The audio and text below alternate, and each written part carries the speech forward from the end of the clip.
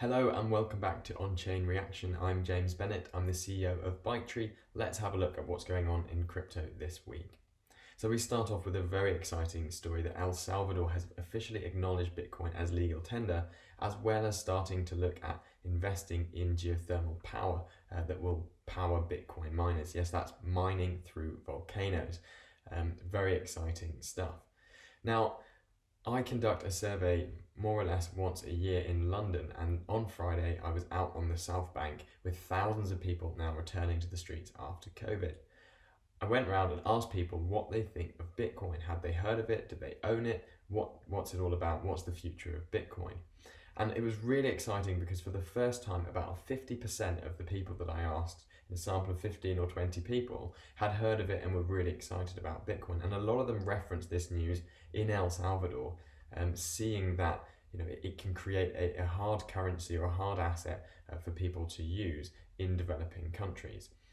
So here we're looking at the volume growth of peer-to-peer transactions for Bitcoin in Central and South America over the last 1 year, 1 month and 1 week. The redder it is, the more activities taking place. The bluer it is, the less activities taking place.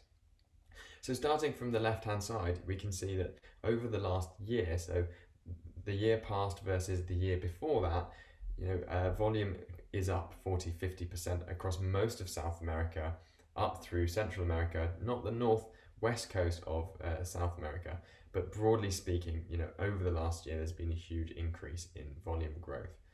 Over the last month, so that would be the 30 days up to June the 14th versus the 30 days before that, mid-May to mid-April to mid-May, you can see that actually volume dropped significantly. So there was a rise up, but like we saw across a lot of the network statistics that I talked about last week, over the last month or so, really volumes and activity have slowed. Not in the long term, just in the short term. Now what's exceptionally interesting here is on the right hand side, we're looking at the same chart but over the last week. So the week that's just gone versus the week before, and you can see that whilst most of South America remains in the blue, that Central American sort of surge of interest off the back of El Salvador acknowledging Bitcoin as legal tender is very evident there. You can see a lot of the Central American countries up about 40% in growth.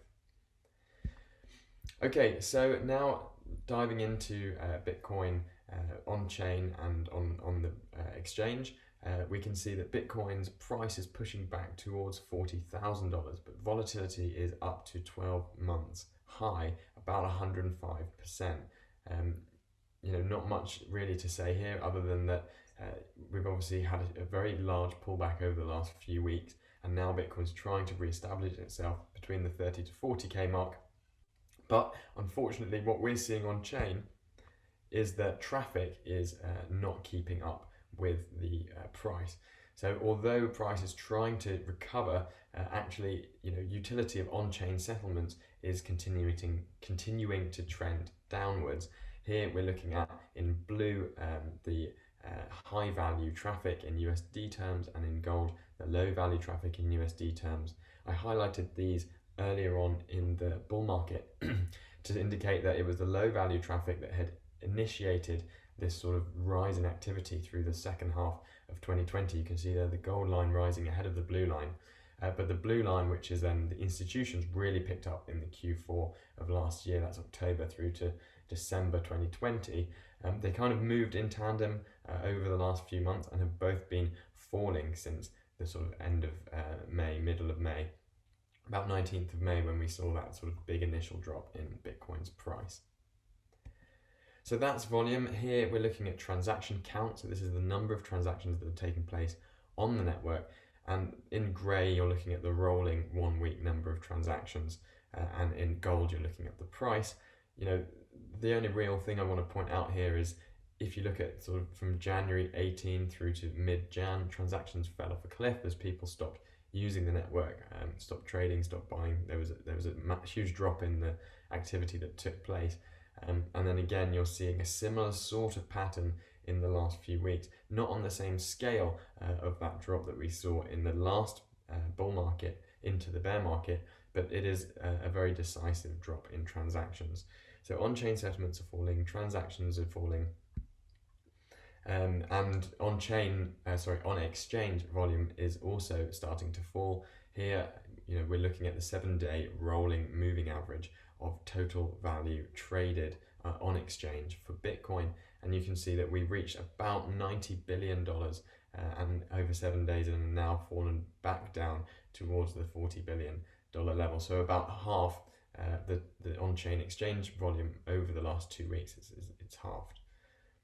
Sorry, not on-chain, on exchange. Right, so that's Bitcoin. Let's look at Ethereum. A similar kind of picture going on for Ethereum. Ethereum's activity, though, remains high, although it has fallen in the short term. The transactions have continued to be on an upward trend and haven't fallen as sharply as Bitcoin. I think largely this has been supported by lower gas fees. So the price of Ethereum has fallen, which has made it more cost effective to actually interact with the different protocols on the ETH main chain.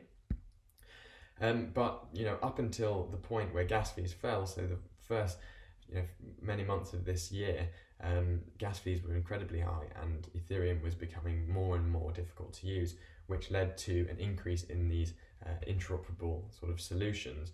Polygon being a big one, Binance Smart Chain, and Solana Wormhole, all making up part of that volume that would have happened on Ethereum, but actually was bridged over to another chain in order to sort of facilitate the transactions because of the high throughput that they offer, these bridge chains. So overall, I would say that the Ethereum network continues to remain active and has been helped by this sort of increase in utility from layer 1 bridges and also from roll-ups. Meanwhile, Bitcoin, which has had a huge uptrend up until the early parts of this year, has continued to sort of drop off over the last few weeks. So it's something that we'll be watching really carefully as the story develops. Okay, that's all from me for now. Have a great week.